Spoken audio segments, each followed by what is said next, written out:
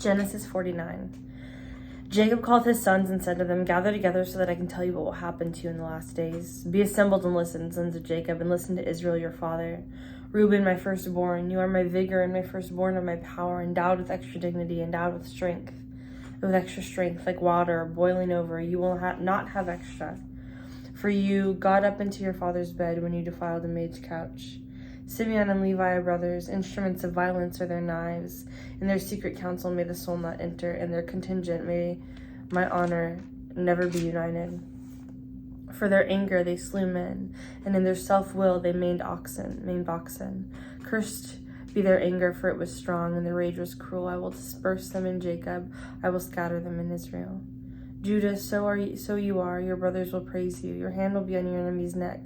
Your father's sons will bow down to you. A lion's cub is Judah. From the prey, my son, you have gone up.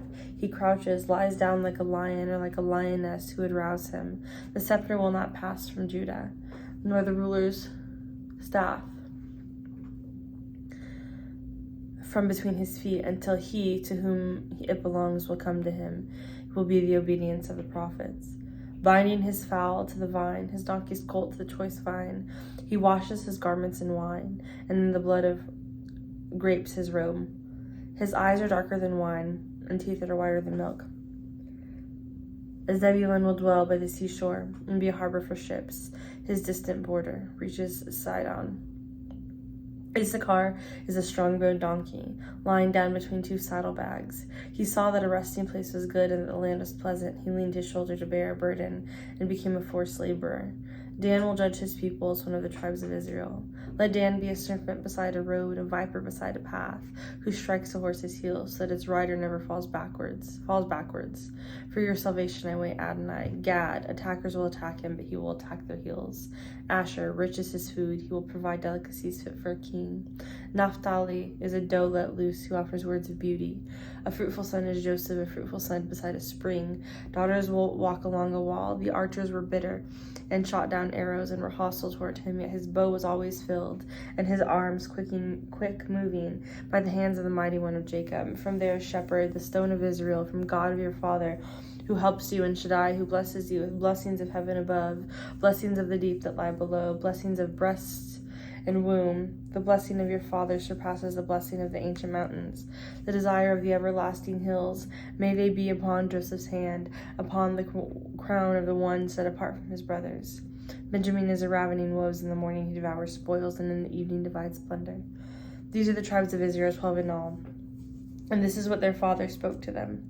He blessed them, each one he blessed with a suitable blessing. And then he charged them and said to them, I am about to be gathered to my people. Bury me with my father in the cave that is in the field of Ephron the Hittite. In the cave it is the field of Machpelah, that is next to Mamre in the land of Canaan, the field that Abraham bought from Ephron the Hittite as property for burial. There they buried Abraham, his wife Sarah, where they buried Isaac and Rebekah, and there I buried Leah. The field was purchased along with the cave in it from the sons of Het. When Jacob finished commanding his sons, he drew his feet into the bed, then he breathed his last and was gathered to his peoples. Genesis 50. Joseph fell upon his father's face, wept over him, and kissed him. Then Joseph commanded his servants and physicians to embalm his father. So the physicians embalmed Israel. They took 40 days for him, because that is how long embalming takes. In Egypt wept 70 days. When the days of formal weeping passed, Joseph spoke to Pharaoh's house, saying, If I have found favor in your eyes, please say in Pharaoh's ears, my father made me take an oath, saying, Behold, I am about to die. In my tomb, which I dug for myself in the land of Canaan, there you must bury me. So now please allow me to go up and bury my father, and then return. Pharaoh said, Go up and bury your father, just as he made you swear an oath. So Joseph went up to bury his father. Also all of the Pharaoh's servants, the elders of his household, and all the elders of the land of Egypt went up with him, along with all of Joseph's house, his brothers, and his father's households. Only their children and their flocks and cattle were left in the land of Goshen. Chariots and horsemen also went up with him. It was a very impressive company. When they came to the threshing floor of the bramble on the other side of the Jordan, they mourned there, a very great and solemn lamentation. He observed 7 days of mourning for his father. When the inhabitants of the land, the Canaanites, saw the mourning ritual at the threshing floor of the prickly bush, they said, A solemn mourning ritual, this is for the Egyptians. This is why it is named Abel Mizraim, which is on the other side of the Jordan. So Jacob's sons did for him just as he commanded them. His sons carried him to the land of Canaan and buried him in the cave of the field of Machpelah, the field that Abraham bought as a property for burial from Ephron the Hittite next to Mamre. After burying his father, Joseph returned to Egypt, he and his brothers and all those who went up with him to bury his father. When Joseph's brothers saw that their father had died, they said, "Maybe Joseph will be hostile toward us and pay us back in full for all the evil we showed him." So they charged Joseph, saying, "Before his death, your father must give a command. Thus you must say to Joseph, 'Please forgive, I beg you, the transgression of your brothers and their sin because they treated you wrongly. Therefore, please forgive the transgression of the servants of the God of your father.'" Then Joseph wept, and they spoke to him, and his brothers also came and fell down before him and said, "Behold, we are your slaves." But Joseph said to them, "Don't be afraid, for am I in the place of God? Yes, you yourselves planned evil against me. God planned it for good, in order to bring about what it is to this day, to preserve the lives of many people. So now don't be afraid. I myself will provide food for you and your little ones." So he reassured them, speaking kindly to them. Joseph remained in Egypt, he and his father's household, and Joseph lived 110 years. Joseph saw the third generation of Ephraim's sons. Also the sons of Machir, Manasseh's sons, were born upon Joseph's knees. Then Joseph said to his brothers, "I am about to die, but God will surely take notice of you and will bring you up from this land to the land that he swore to Abraham and to Isaac and to Jacob." And Joseph made Israel's sons swear an oath, saying, "When God takes notice of you, you will bring my bones up from here." So Joseph died at 110 years old, and they embalmed him, and he was placed in a coffin in Egypt. Oh, no, Exodus 1 is next. Now, these are the names of Bnei Israel who came into Egypt with Jacob, each man with his family: Reuben, Simeon, Levi, and Judah, Issachar, Zebulun, and Benjamin, Dan, Naphtali, Gad, and Asher. The souls that came out of the line of Jacob numbered 70 in all, while Joseph was already in Egypt.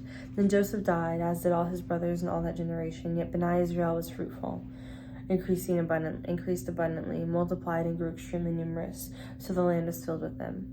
Now there arose a new king over Egypt who did not know Joseph. He said to his people, "Look, the people of Bnei Israel are too numerous and too powerful for us.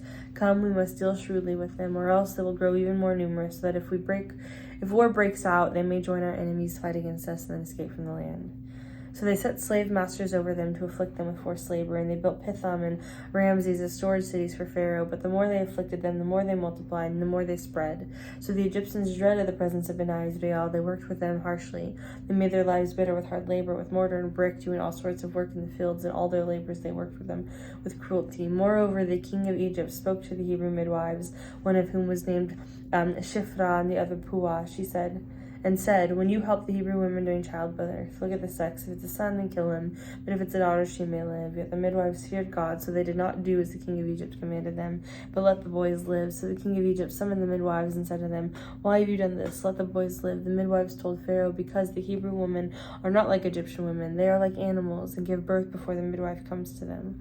So God was good to the midwives, and thus multiplied, growing very numerous. Because the midwives feared God, he gave them families of their own. But Pharaoh charged all his people, saying, "You are to cast every son that is born into the river, but let every daughter live."